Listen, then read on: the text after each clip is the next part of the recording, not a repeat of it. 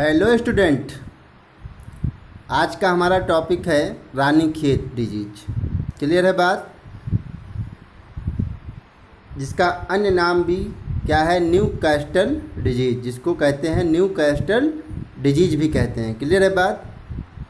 यह मुर्गियों की एक खतरनाक बीमारी है। यह मुर्गियों में लगती है। सबसे पहली बात, यह मुर्गियों में सबसे अधिक लगने वाली बीमारी है, सबसे अधिक होने वाली बीमारी या रोग है। क्लियर है? लेकिन यह सभी प्रकार के पक्षियों में हो सकती है और किसी भी उम्र के पक्षी को या मुर्गी को प्रभावित कर सकती है। दूसरी बात, इस बीमारी से पशु बिना लक्षण दिखाए भी मर सकते हैं, मतलब लक्षण भी कहो न दिखाएं और मर जाएं। इतनी खतरनाक बीमारी, एक या दो दिन या 2-4 दिन, 1-2 दिन लक्षण दिखाए और उसके बाद मर जाए। वो 1-2 दिन में आप ध्यान नहीं दे पाते हैं और मर जाता है। अगर हम जो है बड़े पशुओं की बात करें तो इसमें 50 से 60% पशु की मृत्यु हो जाती है। इस बीमारी के लगने के बाद अगर हम बड़े पशुओं की बात करें तो 50 से 60% पशु इसमें मर जाते हैं। अगर हम चूज़ों की बात करें तो 90% चूजे इसमें इस बीमारी के कारण मर जाते हैं, क्योंकि हम कह चुके हैं या किसी भी उम्र में प्रभावित करती है, मतलब किसी भी उम्र के पक्षियों को लग सकती है। पक्षी में मुर्गी भी आ जाती है। ठीक है, क्लियर है बात? अगर रोग कारण की बात करें, एक चीज़ आप समझ लेते हैं। रानीखेत जो है एक जगह है, एक शहर है, उत्तराखंड में है। कहाँ पर है? उत्तराखंड आपका कहाँ है? भारत देश में है। क्लियर है बात? वहाँ पर पहली बार इस बीमारी को वैज्ञानिकों ने देखा था। यह एक वायरस जनित रोग है। क्लियर है? वायरस जनित रोग, सबसे खतरनाक चीज़ वायरस जनित रोग। इसका कोई उपचार नहीं होता है। क्लियर है?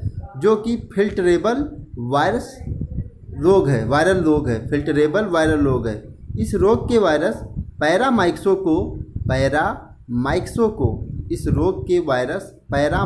को वर्ष 1639-40 में भारत के उत्तराखंड राज्य में रानीखेत शहर में चिन्हित किया गया। क्लियर है बात?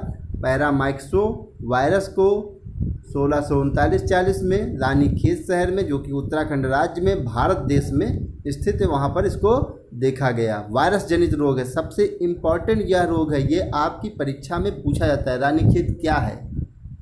रानीखेत क्या है? तो कोई लिखता है शहर है, क्योंकि एग्रीकल्चर के स्टूडेंट है तो रानीखेत क्या होना चाहिए? आप लोग समझदार हैं। रानीखेत एक बीमारी है, वायरस जनित बीमारी है जो मुर्गियों में लगती है। ये आपको हमेशा याद रहना चाहिए। क्लियर है बात? चलिए अब रोग लक्षण की बात कर लेते हैं। रोग लक्षण क्या है इसके? अगर हम रोग लक्षण की बात करें तो पक्षी को तीव्र बुखार हो जाता है, मतलब मुर्गी या पक्षियों को लगता है तो पक्षी अक्सर जगह छींकने लगता है। जैसे कोरोना में खांसने और छींकने लगते हैं लोग, वैसे इसमें भी खांसने और छींकने लगते हैं पक्षी, मतलब मुर्गी। ठीक है? दस्त हरा चूने के समान बदबूदार होता है। लगभग दस्त जो होता है, मुर्गी को दस्त जो होता है वो कैसा होता है? चूजा हो चाहे मुर्गी हो, उसको हरा ही दस्त होता है। क्लियर है बात? गर्दन, सबसे इम्पॉर्टेंट लक्षण ये है आपका, दस्त हरा होना। दूसरा लक्षण अगर सबसे इम्पॉर्टेंट की बात की जाए तो ये गर्दन पीछे की ओर मुड़ जाती है। गर्दन जो है, जैसे ये सीधा सीधा है तो ये गर्दन जो है पीछे की ओर मुड़ जाएगी और पंख उठा नहीं सकती, एक पंख उठा नहीं सकती। गर्दन पीछे की ओर मुड़ जाती है तो पक्षी क्या करता है? ऐसे ऐसे घूमने लगता है, ऐसे ऐसे घूमने लगता है, ऐसे ऐसे घूमने लगता है, ऐसे ऐसे घूमने लगता है। क्लियर है बात?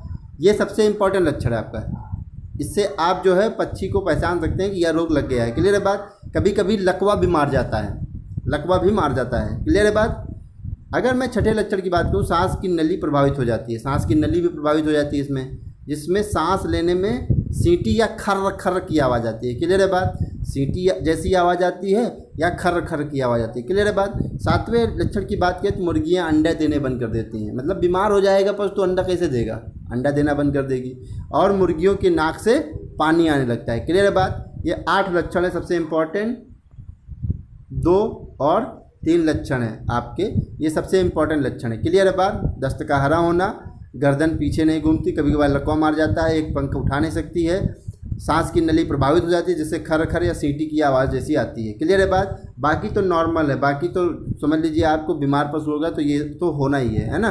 मुर्गियों की नाक से पानी भी आता है। क्लियर है?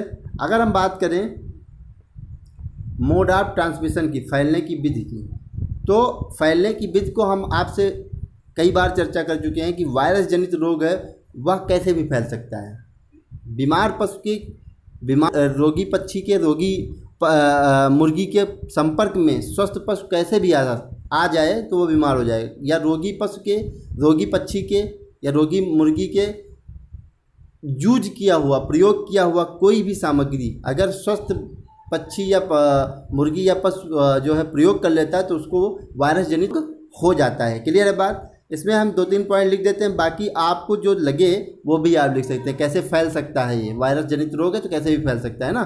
टच में हवा द्वारा, क्लियर है, हवा द्वारा भी यह रोग फैल सकता है। मतलब दस्त हुआ, उसमें जो वायरस आए वो हवा द्वारा इधर उधर उड़ के जो है, या खांसने छींकने पर जो है जैसे खांसता छींकता है तो अपना मुंह से निकला पूरा कायदे से, तो उसके द्वारा जो है आपका ये वायरस पूरे जो है फॉर्म पे, मुर्गी फॉर्म पे सभी पक्षियों के लग सकता है। क्लियर है बात, सभी मुर्गियों के लग सकता है। दूसरा, गंदगी के द्वारा, जहाँ पर गंदगी ज़्यादा होगी, बिछावन गंदा होगा, दाना पानी आप गंदा देंगे, दूषित होगा, तो यह बीमारी फैलने का डर रहता है। तीसरा, मनुष्य द्वारा। मनुष्य द्वारा मतलब स्वस्थ पशु जो है, स्वस्थ पंछी को अगर जो व्यक्ति जो है उसका ध्यान रख रहा है, अगर वह बीमार पशु का भी बीमार जो है पंछी का भी ध्यान रख रहा है तो क्या होगा, वह बीमारी जो है उसके द्वारा कपड़े में या हाथ में या जूतों में वैसे करके जो है अच्छे पशु में भी, अच्छे पक्षी में भी या अच्छे मुर्गे में भी यह बीमारी चली आई। क्लियर है बात, समझ गए ना मेरी बात को।